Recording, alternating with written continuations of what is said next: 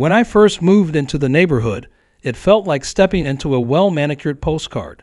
The houses were pristine, each one a perfect example of suburban bliss. The streets were lined with tall trees that provided a comforting shade, and every front yard had an air of careful, loving upkeep. It was the kind of place you imagined when you thought of peaceful, quiet living, the kind of neighborhood where everyone knew each other's names and there was a sense of belonging. The Homeowners Association, HOA, wasn't something that immediately caught my attention. Their welcome packet was as bland and benign as I expected, filled with bullet points about community guidelines. No big deal, right? A few rules here and there, mostly about keeping up appearances and maintaining property values. It all seemed perfectly reasonable at the time. Mow your lawn, keep your trash bins out of sight, and no unapproved exterior changes were the main points. I chuckled at how something as simple as a lawn could seem so regulated, but I figured it wouldn't be a problem. The HOA wasn't something I thought about often, to be honest. It felt more like an invisible presence, a background hum of suburban life. And with the friendly neighbors and scenic streets, I didn't really feel the need to pay attention to the minutiae. However, after a few months of living there, I started to notice certain things, small but unnerving clues that hinted at something darker lurking beneath the surface. The first sign was the seemingly harmless little newsletter that appeared in my mailbox every month. At first glance, it looked innocent enough, full of neighborhood updates and reminders about the community garage sale. But as I began reading through it, I realized the tone wasn't quite as friendly as I had assumed. It wasn't just about events or updates. It was a constant reminder of what was and wasn't acceptable in the neighborhood, and every month there seemed to be more rules being enforced. In fact, it felt less like a neighborhood newsletter and more like a guidebook to obeying the HOA's growing list of demands. Then came the first official warning letter. At first, I thought it was a mistake. It read, "Dear homeowner, we have observed that your oak trees are encroaching on the community's aesthetic standards.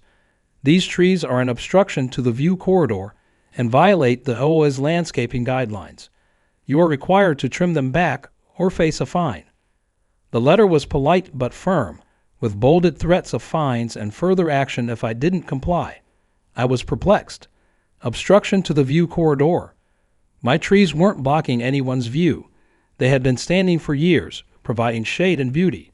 But apparently, the HOA had a different vision for the neighborhood, and my trees were somehow standing in the way of that vision. I felt a tightness in my chest, but I shrugged it off at first. I thought it was a misunderstanding, maybe a little overreach on the HOA's part. Perhaps someone new had just started working there and didn't understand the neighborhood's character.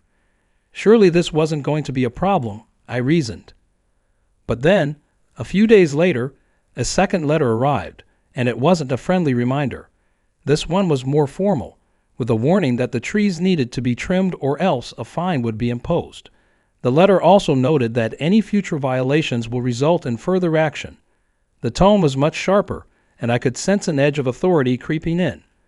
I immediately tried to call the HOA office, figuring I could resolve the situation quickly.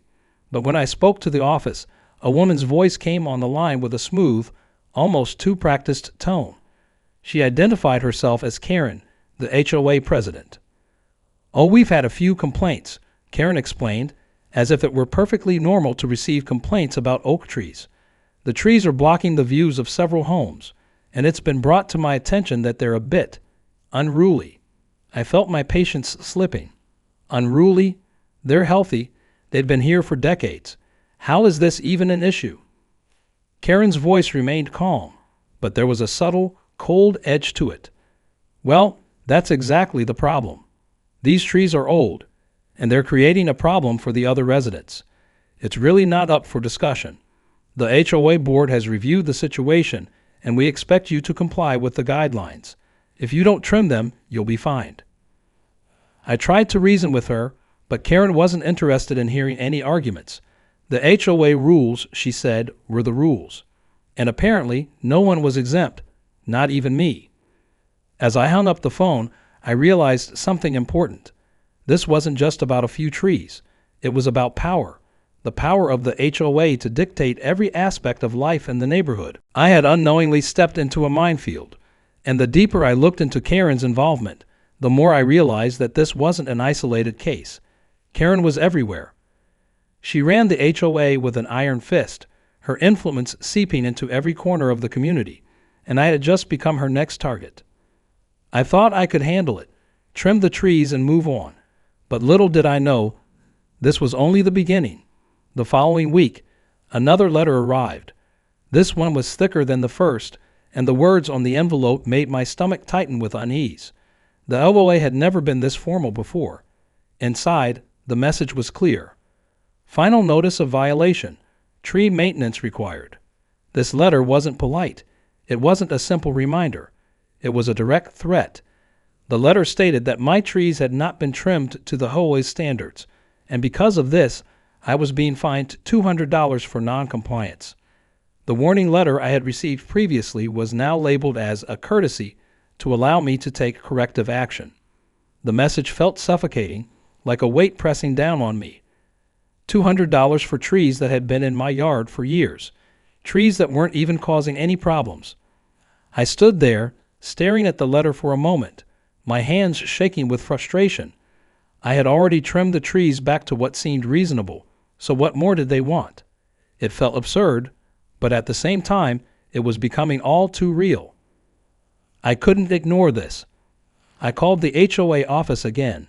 This time, I knew what I was up against. I wasn't talking to a random person. I was about to have a conversation with Karen herself. When she picked up, her voice was the same, smooth, practiced, and almost too pleasant. "Hello, this is Karen. How can I help you today?" "Karen," I said, trying to keep my tone calm despite the building tension. "I've received a final notice for my trees, and I've already trimmed them. I don't understand why I'm being fined. These trees aren't obstructing anyone's view."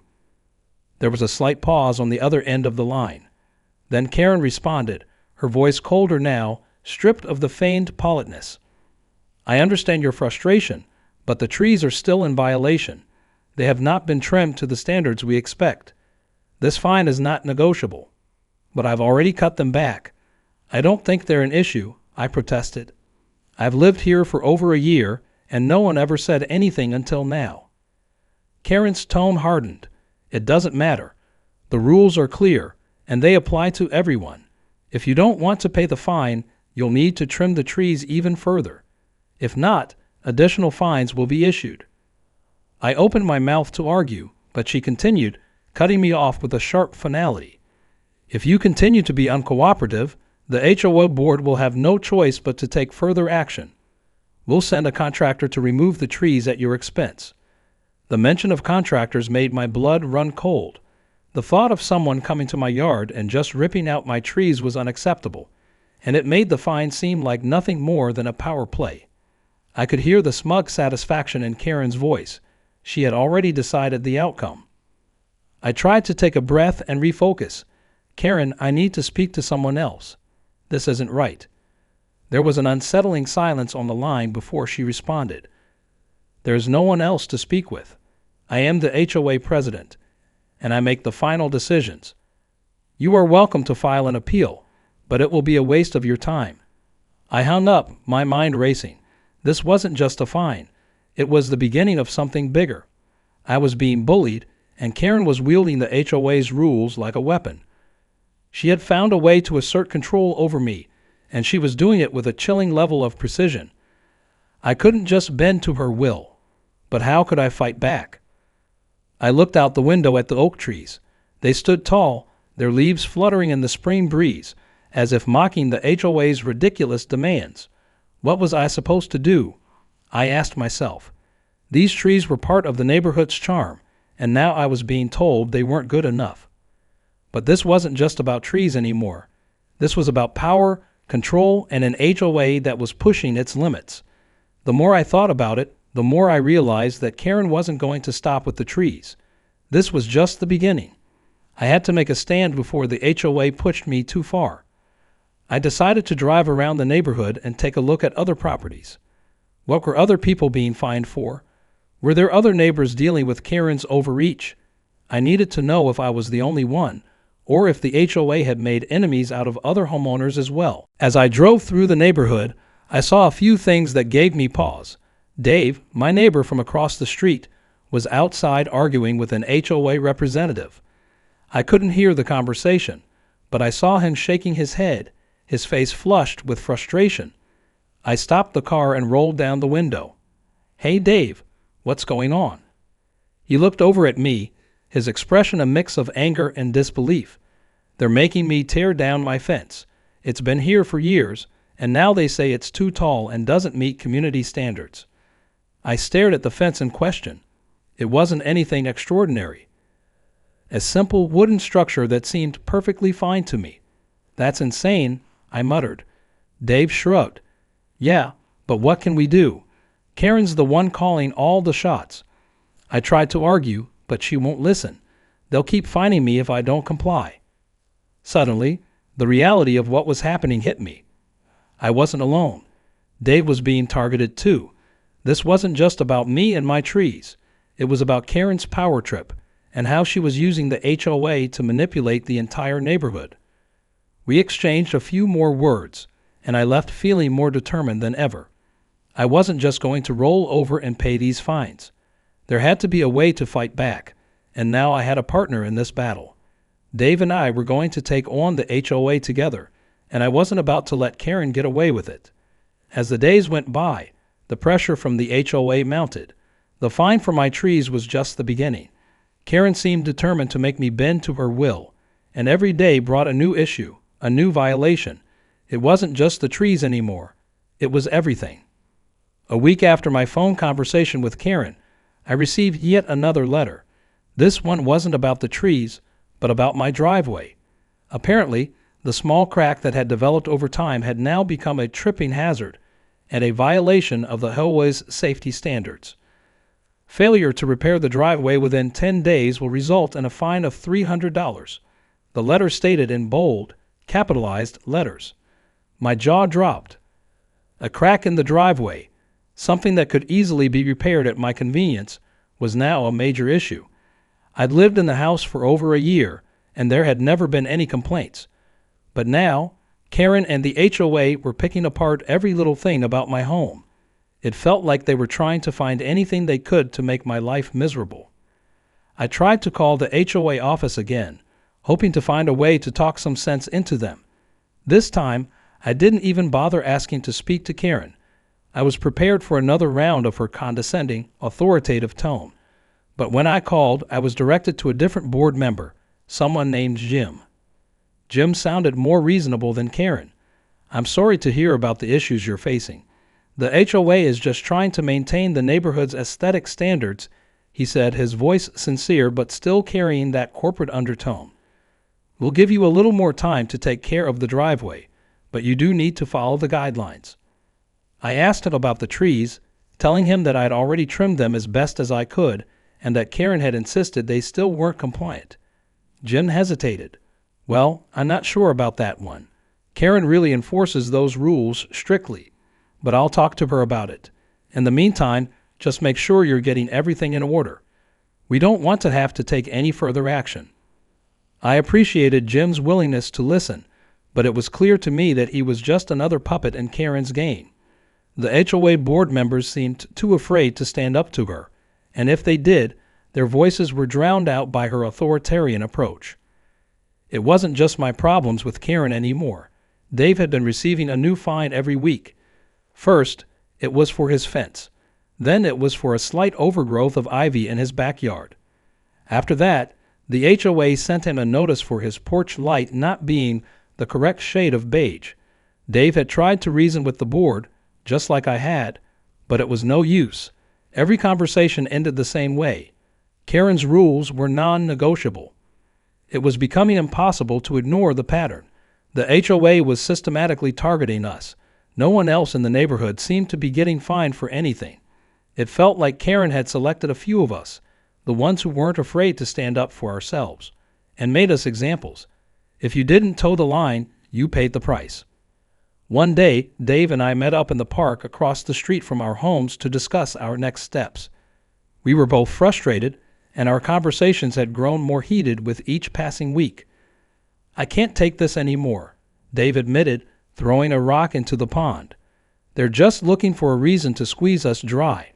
I've tried playing nice, but it's clear Karen isn't interested in compromise." "I know what you mean," I said, feeling the same weight on my shoulders. "It's not just about rules anymore. It's personal.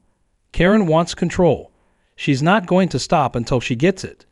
Dave leaned forward, his eyes narrowing with determination. "So what do we do about it?" I had been thinking about it for a while now. The only way out was to push back, but we needed a strategy. We couldn't just keep letting Karen bully us into submission.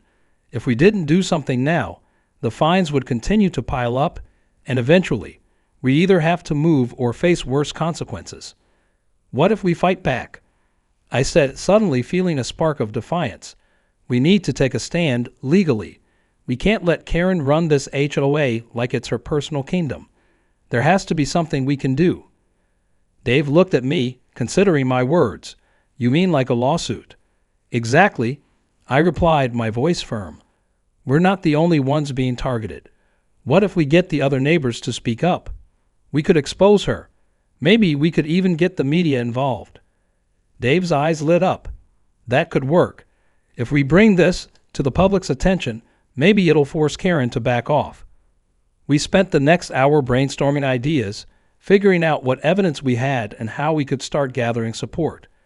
We weren't the only ones frustrated by Karen's heavy-handed tactics. Others had to be feeling the same way. The first thing I did when I got home was start researching the HOA bylaws. I knew that Karen had to be operating within some kind of framework, but I also knew that she was bending the rules to suit her agenda. There had to be loopholes, and I was going to find them. It was clear now. We weren't just fighting for our properties anymore. We were fighting for the future of the neighborhood, for everyone who had suffered under Karen's reign. The conflict had escalated beyond mere fines. It had become a battle for control, and I wasn't going to let Karen win. By the end of the following month, the HOA's attacks had become relentless. The fines had continued to pile up, and the pressure to comply with every little rule had reached a breaking point. The neighborhood was now divided, with some homeowners reluctantly falling in line and others growing increasingly resentful of Karen's authoritarian control. But I wasn't going to let her push me around any longer. I had tried everything I could to reason with the HOA. I'd called written letters and even asked for meetings to explain my side. But Karen and her cronies weren't interested in dialogue. They were only interested in their rules and their control. And now, it seemed, Karen had decided to escalate things even further. It was the first Saturday in May when I woke up to an unexpected knock on the door. I opened it to find two men standing on my porch, holding what looked like formal paperwork. "Good morning," one of them said, his tone stiff and businesslike. "We're here to inform you that the HOA has hired us to remove the trees in your yard. As previously communicated, your trees remain in violation of community guidelines and have not been properly trimmed, despite numerous warnings. We have been authorized to take action." I froze. For a moment, I couldn't even comprehend what I was hearing. Remove the trees. That was the ultimate escalation, the point of no return. They weren't just threatening fines anymore. They were actually taking matters into their own hands, coming to my house to physically remove my property. "Wait a minute," I said, trying to steady my breathing. "I've already trimmed the trees. I've followed the HOA guidelines. I don't want them removed." The other man stepped forward, holding up a clipboard. "We understand your concerns, ma'am, but the HOA has issued the order. You've had plenty of time to comply, and they've made it clear that further action will be taken if the trees are not removed. We are just here to carry out the directive." A sense of panic started to settle in. "You don't have permission to come onto my property and cut down my trees." I snapped, my voice shaking. "I haven't agreed to this, and it's illegal. You can't do this." The man glanced at his colleague before responding with cold detachment. "The HOA has given us authorization, and this is a legal matter now. If you'd like to discuss it further, you can take it up with them." With that, they handed me a notice of intent to proceed and turned to walk away. I watched them leave, my mind reeling. The nerve of Karen, to take things this far. I had heard stories of homeowners battling HOAs over minor violations, but I never imagined it would happen to me, not like this. The idea that my beloved oak trees, the trees that had been here long before I ever moved in, could be chopped down on a whim was almost unthinkable. But that was exactly what Karen had done. She had pushed me to the brink, and now she was trying to strip away everything I cared about, all in the name of community standards. It was clear now that she didn't just want compliance, she wanted domination. As I stood there in shock, I realized I had reached a critical point. This wasn't just a matter of appealing fines anymore. The HOA wasn't going to stop until they had taken everything I owned or until I stood up and fought back. It was time for action. I had been researching my rights for weeks, poring over HOA regulations, property laws, and legal precedents. I knew that Karen's actions weren't just unreasonable, they were likely illegal. The HOA had no right to destroy private property, especially when that property was protected by federal laws regarding the preservation of certain types of trees. I wasn't going to let this slide. I wasn't going to let Karen win. I called Dave as soon as I could, pacing around my living room. They're really going to do it, Dave. They're sending contractors to cut down my trees. They have a legal notice and everything. I need help. Dave's voice was laced with frustration, but also a touch of excitement. This is exactly what we've been waiting for. You're not going to let them get away with this, right? Absolutely not. This is it. It's time to go on the offensive. I'm contacting a lawyer, and I'm going public with this. Over the next couple of hours, I scrambled to get everything in place. I called a local lawyer who specialized in property and HOA law. The lawyer was furious on my behalf. He confirmed that Karen's actions were not only out of line but potentially illegal, especially given that my trees were protected under federal law. In addition to the legal violations, there were significant consequences if the HOA continued down this path.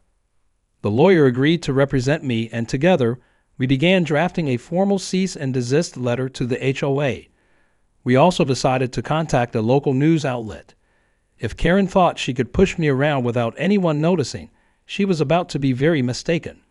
But just when I thought things couldn't get worse, they did. The following day, I received an email from Karen herself, a chilling ultimatum. Remove the trees immediately or face a lawsuit. And underneath her signature was a simple line. If you continue to defy the HOA, we will move forward with foreclosure proceedings. Foreclosure. That was the point of no return. My heart skipped a beat as the words sank in. Karen was threatening to take my home from me.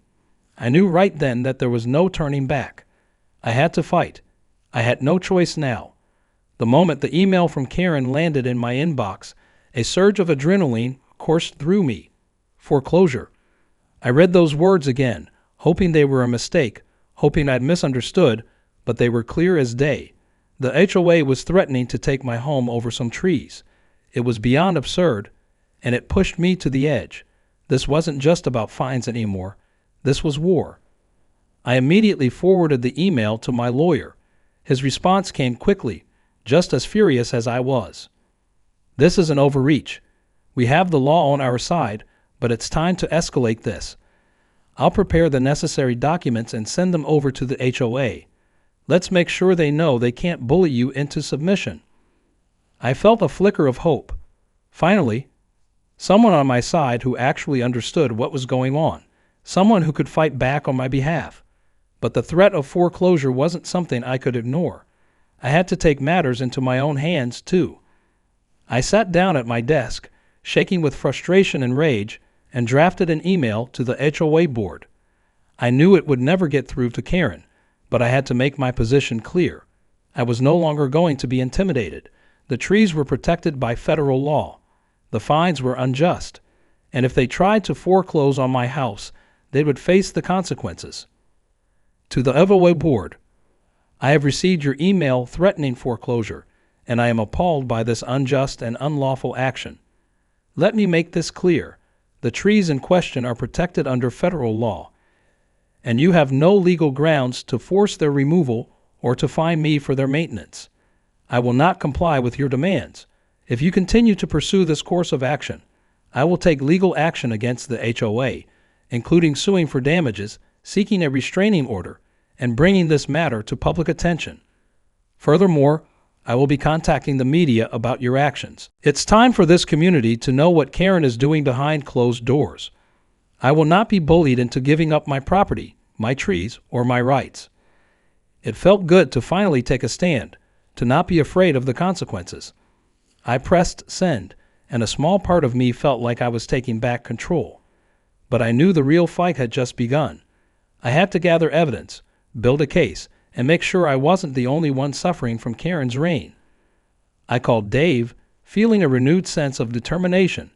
It's time. I've sent the email, and I'm going to the press.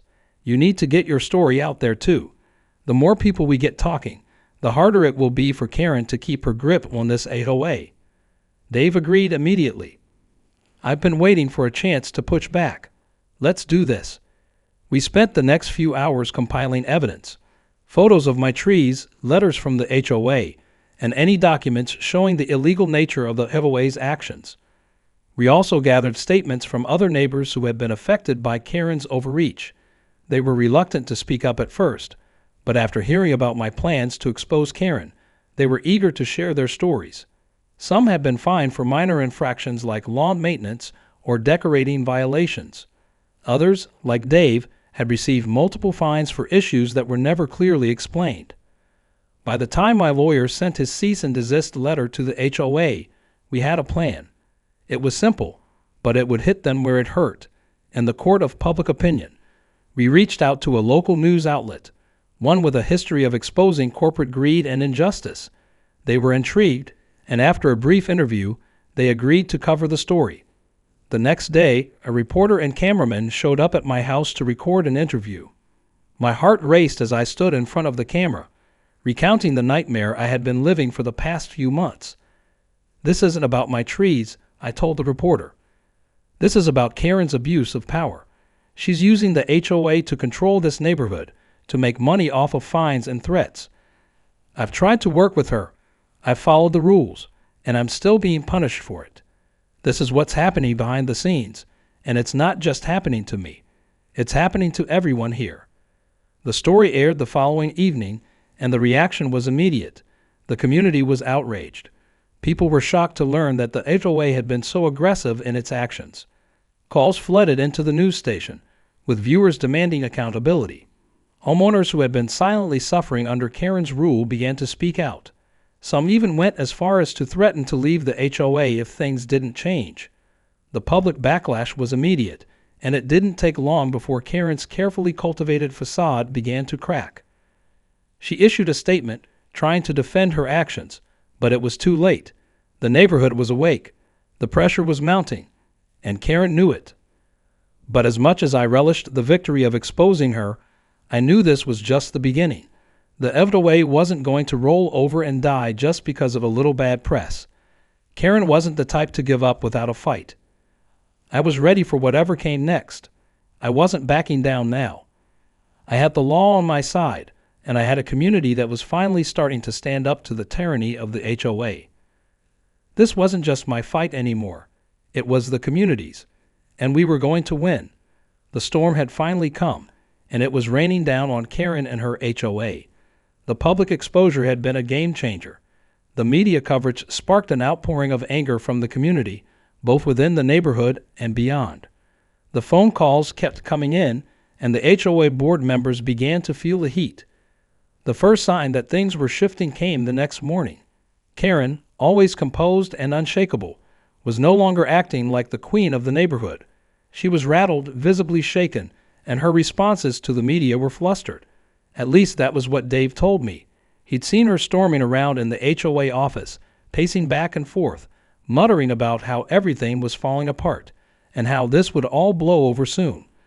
But the truth was, it wasn't blowing over. It was only getting worse.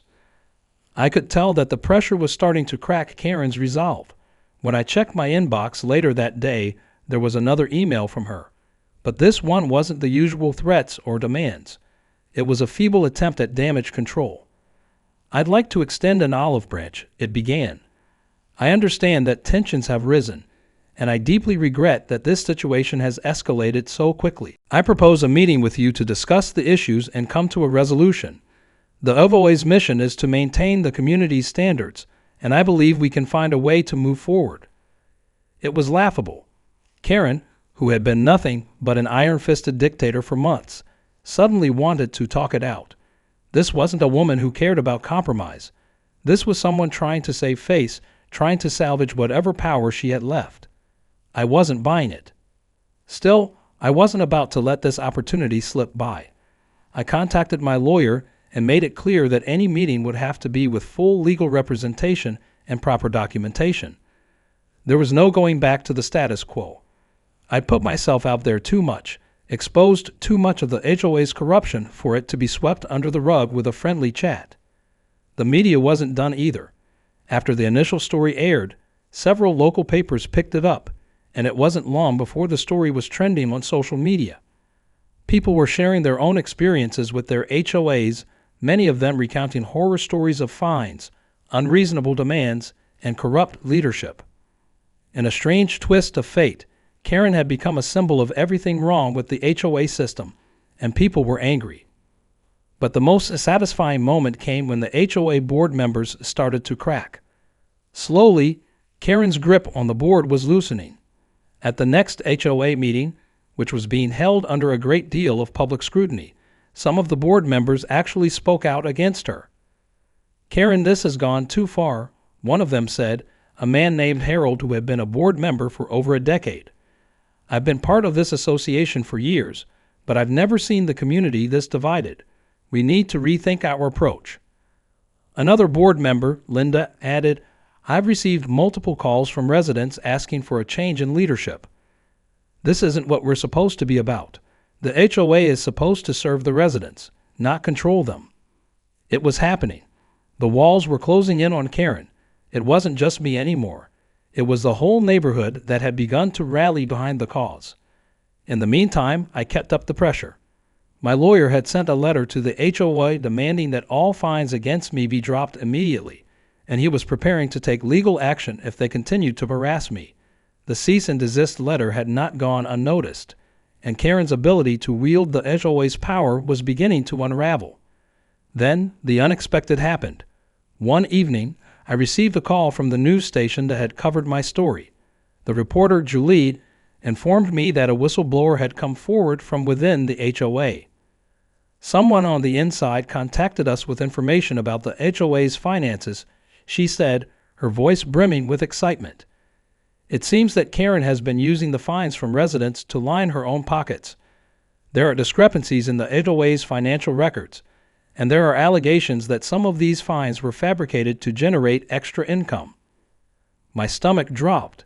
The corruption I'd suspected was real, and now it was about to be exposed on an even larger scale. Julie continued, "We're planning to do a full investigation. It could be huge. The financials from the HOA will be made public, and this could really shake things up." This was it, the final blow. I had known Karen was power-hungry, but this was criminal. The media would tear into this, and with the financial corruption coming to light, the HOA's legitimacy would be gone. By the time the next HOA meeting came around, Karen's control had evaporated entirely. Residents were showing up in droogs, many with signs, and the atmosphere was electric. When Karen walked into the room, she was met with silence, an icy, condemning silence that spoke volumes. The board members who had once been her loyal followers were now looking at her with suspicion and contempt. When it came time for public comments, the residents unloaded. It wasn't just about the trees or the fines anymore. It was about the way Karen had taken advantage of her position, manipulated the HOA's rules for her own gain, and ignored the needs of the community. People were fed up, and they weren't afraid to say it. Karen tried to defend herself, but it was clear she was losing control. The HOA was turning on her, and the residents were demanding action. The vote to remove her from the board was swift. With only a few voices of dissent, Karen was ousted as president, and for the first time in months, I felt the weight lift from my shoulders. The nightmare wasn't over, but Karen's reign had ended, and I wasn't done yet. There was still a lawsuit to file, and I still had the trees to protect. But the victory, however small it seemed in the grand scheme of things, was sweet. The community had stood up, and we were winning. The showdown I had been anticipating had finally arrived. Karen's time at the top had come to an end, but that didn't mean the battle was over. The fallout from her ousting was immediate, but it didn't come without consequences. The HOA was in chaos, and Karen was already rallying her remaining supporters, trying to regroup and cling to whatever power she could. But I wasn't going to let up. Not now, not ever. The media had a field day with the corruption allegations, and it wasn't long before Karen's dirty dealings were in the spotlight. But the real catalyst for the climax came when I got a call from my lawyer. It was time to bring this to court. "We have a strong case now," he said, his voice confident. "The financial discrepancies, the threats of foreclosure, the illegal fines, it's all there. We're going to hit them hard. We'll not only sue for damages but also seek punitive action for their wrongful conduct. We'll put an end to this once and for all." I couldn't help but feel a sense of vindication. After months of playing defense, I was finally able to take the fight to the courts. The stakes were high, and Karen was digging in her heels. Her strategy was simple: deny everything, claim ignorance, and hope that public opinion would swing in her favor again. But it was no use. The evidence against her was undeniable. The day of the trial arrived. The courtroom was filled with tension as Karen sat at the defendant's table, flanked by her few remaining supporters. Her face was as smug as ever, but I could see the cracks beneath her calm exterior. The woman who once held absolute power over the community was now sitting on the other side of the courtroom, struggling to justify her actions. I sat in the plaintiff's seat, alongside my lawyer and Dave, who had become a staunch ally in all of this. A few of our neighbors were also present, standing in solidarity. The air felt heavy with anticipation as the judge entered, and the trial began. The evidence we presented was damning. My lawyer laid out the case step by step: the unlawful fines, the illegal threats of foreclosure, the public harassment. He even presented the whistleblower's testimony about the HOA's financial corruption. And that was the moment Karen's facade completely crumbled. Her lawyer tried to argue that the fines were justified under the HOA's rules, but there was no defending the fact that Karen had manipulated the system for personal gain. The financial discrepancies spoke for themselves. Karen's lawyer made a last-ditch effort to shift the blame, claiming that she had merely been following the rules, that it was the HOA board's collective decision to pursue these actions. But everyone knew the truth. Karen was the mastermind behind it all. She had used her position to intimidate residents, enrich herself, and tear apart the fabric of the community. The trial dragged on for hours, but the momentum was on our side. The judge, a no-nonsense figure who had seen many HOA cases before, wasn't buying any of Karen's excuses. At one point, she attempted to interrupt the proceedings to speak directly to the court, but the judge swiftly shut her down with a sharp, "You will remain silent, Ms. Karen, unless you are called upon." It was a slap in the face, and Karen knew it. The turning point came when the judge asked to hear from the residents. One by one, my neighbors took the stand, recounting the harassment and unfair treatment they had endured under Karen's leadership. It was emotional for many of them. People who had quietly suffered for years, afraid to speak out, now finding the courage to finally say what they had been holding in for far too long. The flood of testimony was the nail in the coffin. Karen was no longer just a villain in my story. She was a villain in the story of everyone in the community. When it was my turn, I walked up to the witness stand with a sense of purpose that I hadn't felt in months. I was ready to speak my truth, to make Karen understand that I wouldn't back down. I started by recounting the timeline of events, the unreasonable fines, the illegal threats, the destruction of my trees. I made sure to highlight the moment when Karen had threatened foreclosure, and how that crossed a line from petty bureaucratic overreach to outright abuse of power. But the most powerful moment came when I spoke about the trees. I explained how they weren't just trees to me. They were a symbol of my home, of my life, of everything I had worked for. When Karen and the HOA decided to target my trees, it wasn't just a property violation. I said, my voice steady but unwavering. It was a personal attack. and when they tried to take my home, that's when I knew I couldn't let this go. The courtroom fell silent as my words hung in the air. I could see the judge nodding, acknowledging the gravity of the situation. Karen's lawyer fidgeted uncomfortably, realizing there was no escaping the inevitable. By the end of the day, the court recessed. It was clear that we had won. The evidence was too overwhelming. The community's voice too strong. Karen's fate was sealed. That evening, I received a call from my lawyer with the official verdict. The judge had ruled in my favor. Not only were all the fines and threats to my property dropped, but the HOA was ordered to pay restitution for the damage they had caused. And that wasn't all. The judge had also mandated that an independent audit of the HOA's finances be conducted, with the possibility of criminal charges for Karen and anyone involved in the financial corruption. It was over. Karen's empire had crumbled. The news of the court's decision spread like wildfire, and the community erupted in celebration. It wasn't just a win for me. It was a win for everyone who had suffered under Karen's rule. The HOA was no longer a weapon for oppression. It was a lesson in the power of standing up for what's right. As for Karen, I heard she packed up and left the neighborhood soon after. Her name became a cautionary tale, a symbol of unchecked power and the consequences of taking advantage of others. The HOA was restructured, and a new, fairer board was elected.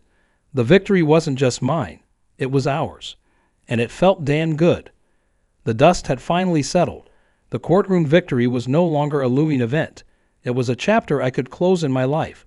The excitement from the victory faded into a sense of quiet satisfaction.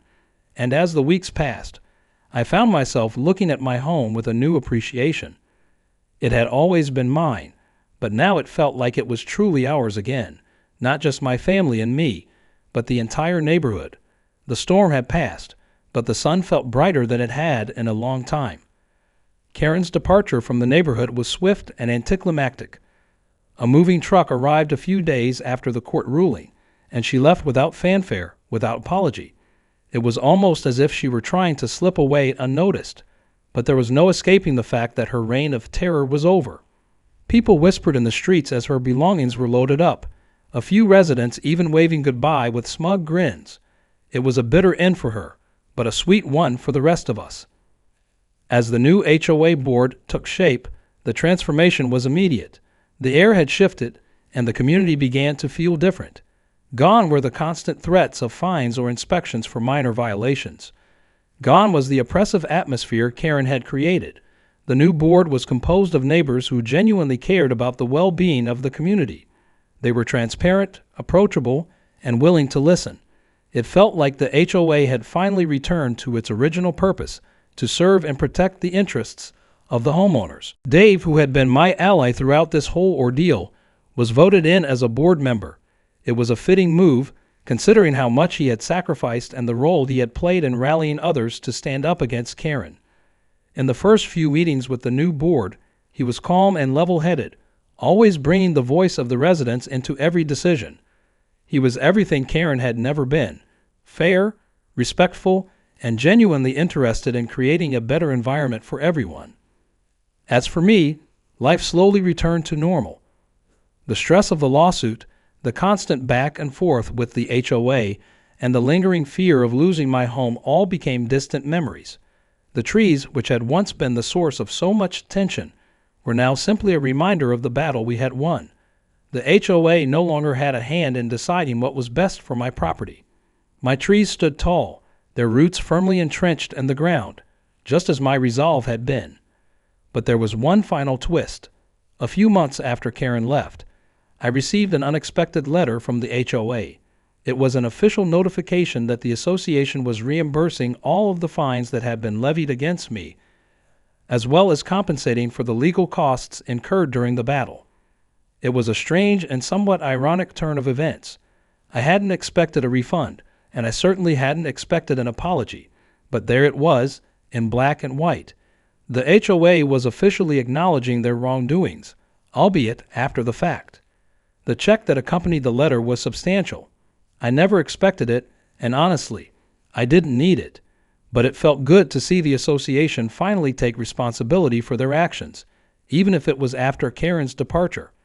For a brief moment, I thought about donating the money to a local charity or using it to improve the community, but in the end, I decided to use it to pay down some of my own debts. It was a symbolic victory, a way of closing the chapter in my life. In the weeks that followed, more changes came. With Karen out of the picture, the HOA started doing things it had never done before. They organized community events, planted new trees in the common areas, and even improved the neighborhood park. People were talking to each other again, meeting in the streets and at the community center. The division that Karen had created was slowly but surely healing. It was as if the poison had been drained from the community, and people were starting to remember what it meant to be neighbors. For me, the final piece of the puzzle came when a former neighbor, who had been too afraid to speak out during Karen's reign, stopped by my house one afternoon. She handed me an envelope, her hands shaking slightly. Inside was a card. "Thank you," it read. "You were the voice we all needed. You gave us the courage to stand up for what's right. Because of you, I feel safe again in this neighborhood. Thank you for being the change we needed." Tears welled up in my eyes as I read the note. It wasn't just about the trees anymore. It was about reclaiming our power, our community, and our rights.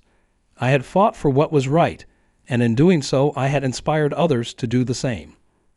In the end, it wasn't just about a battle with an overbearing HOA. It was about reclaiming a piece of my life and showing that one person could make a difference. I looked out my window, the trees swaying gently in the breeze, and for the first time in a long time, I felt at peace. The nightmare was over. The HOA had been held accountable, and the community, our community, was stronger for it. That was the real victory, and it was more than worth every fight.